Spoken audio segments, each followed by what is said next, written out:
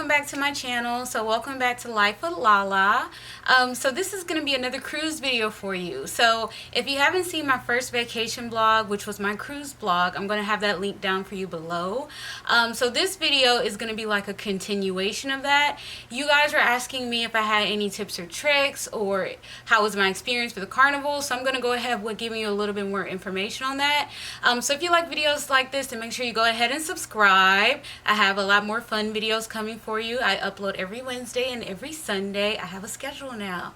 Then also hit the bell so you never miss another video from me again. And then also make sure you comment if you have any questions. But let's get into it. Woo. Okay. So let's start out with my favorite tip and trick. So this is related to room service. So a lot of the other videos that I saw were actually giving like misinformation. So a lot of people were saying like, oh, room service isn't free. To an extent, this is correct. Actually, room service is free before 10 p.m.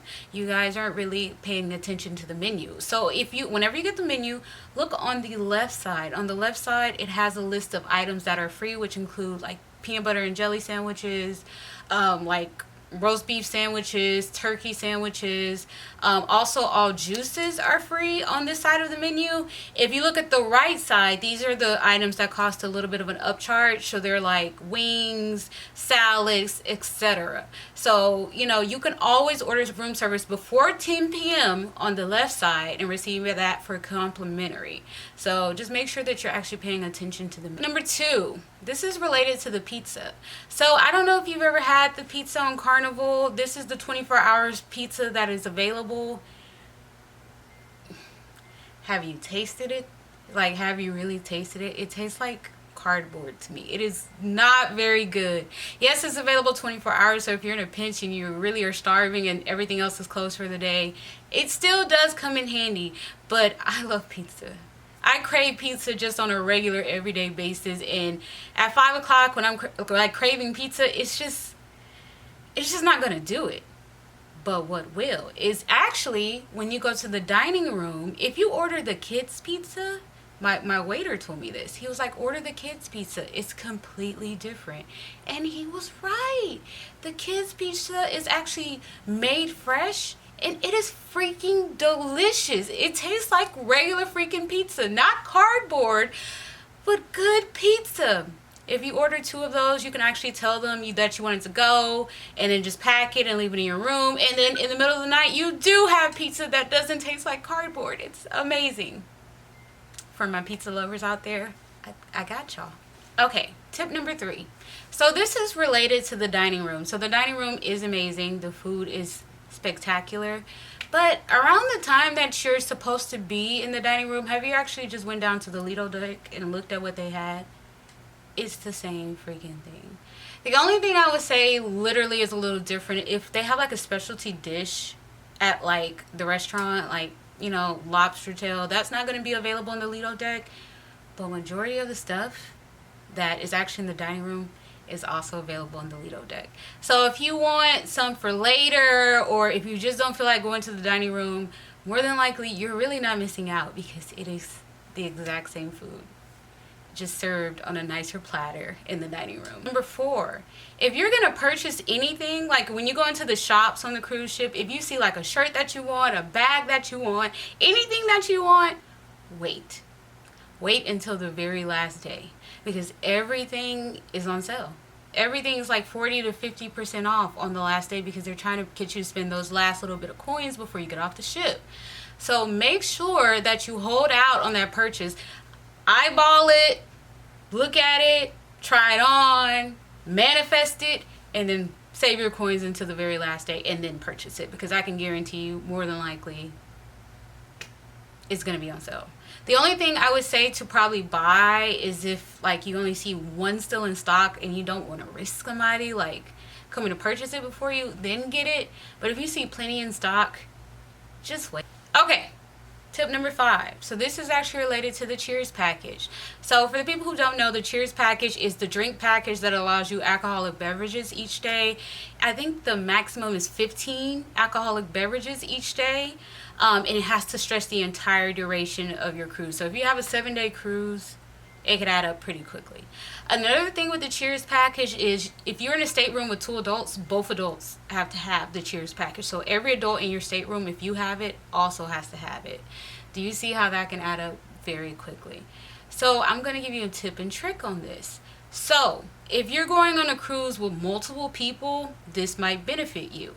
For example, my cruise, we had 2 staterooms. The first stateroom was 2 adults. We didn't get the Cheers package on that one. The second stateroom was 1 adult, 1 child. We got the Cheers package on that one because we don't have to pay for the Cheers package for the child. We divided the 15 drinks among us each day. So we each got a total of 5 drinks. Keep in mind, only one person, the person who bought the Cheers package, can go get the drinks from the bar. And it has to at least have like a 15-minute time span between when you got your drink and when you get your next drink. But it's worth it. It really is, because you divide the price up by 3 people, we all get 5 drinks. It's way better than going to the bar and spending $10 per drink, plus they add automatic gratuity, which used to make the drinks like $13 a pop.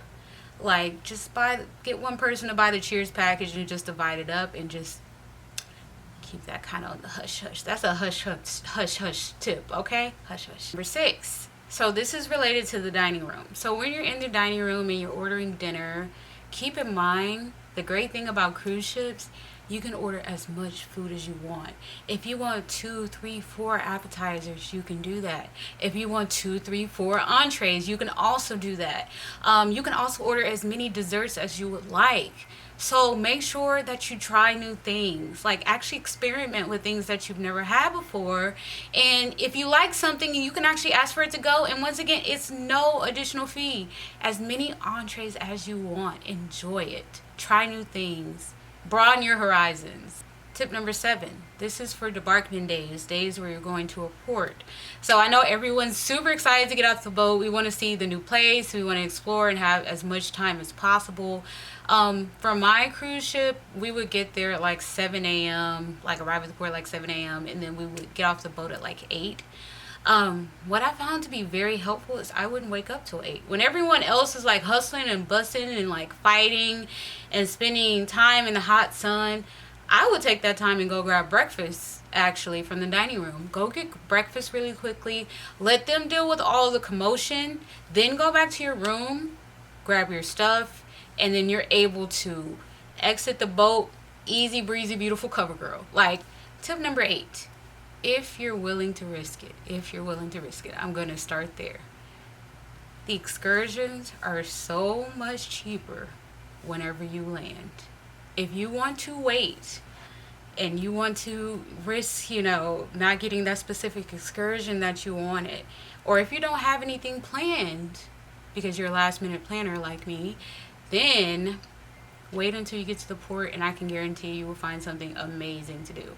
I landed in Nassau and ended up going to a beach that took me on a banana boat for like an hour and a half for like $25. That showed me like Oprah, who else was it? It was Tom Hanks, Shakira's houses for 25 freaking bucks. And it was literally one of the funnest experiences of my life for 25 bucks. And I think the other people who went with me booked through Carnival and they paid like $125 for the exact same excursions if you're willing to wait. Also on this front, there is an app called Viator. I think it's called Viator. I'll link it below. You can find really cheap excursions through them. And if you find the exact same excursion that Carnival booked you for less, then you can get in contact with customer service and they'll refund you 110%. I haven't verified this one yet, but when I was on the cruise ship, this is what one of the guys was telling me. If you find the exact same excursion and you already booked it through Carnival and you find it cheaper, they'll refund 110% of whatever you paid. But since I decided not to even book with Carnival, that wasn't even an option for me. But if you have, this is something to consider as well. Okay. Tip number 9. People forget about this. Although you cannot bring water on the cruise, you can bring a 12-pack of soda, like a can of soda. The bad thing about it is you do have to lug it, so you're carrying like your luggage and then you're lugging this 12-pack of soda at the same time. It's exhausting, but it does save you some money if you decide to opt out of doing the bottomless bubbles package. So that way, when you come back to your room, they have refrigerators in there. You can pop that in and not have to go on the ship and pay, I think it's $2.50 for like a small can of soda, you have it stored away in your room. So you can bring a 12 pack per person. So if it's 2 people in the stateroom, you can both bring one 12 pack. So that's another great tip and trick for you. And lastly, tip number 10. We've come to the end already, guys. This is involving getting low cruise rates. If you're cruising out of a certain port and it seems too expensive, look in the surrounding ports. Yes, it might be a little bit more of a drive, but depending on how many people go, it could potentially save you a lot of money. For instance, the last cruise that I went on with my family, it was 6 people. Going out of Galveston, it was $200 more per person than if we would have just drove to New Orleans, which is where we decided to port out of, and we saved $200 per person. That's what, $1,200, and the drive was, I think, 4 hours. Just look around at your other ports to see if you would be willing to take that drive for one and see if it would give you the best value for your cruise. Alright guys, so that is it for my video. I hope you enjoyed it. If you have an upcoming cruise coming up, I would love to hear about it when you get back, and I hope you have so much fun. Cruises are amazing. Vacations are amazing in general. If you like videos like this, then make sure you go ahead and subscribe once again down below. And also, if you haven't seen my other Carnival vlog, then I suggest you go watch that as well.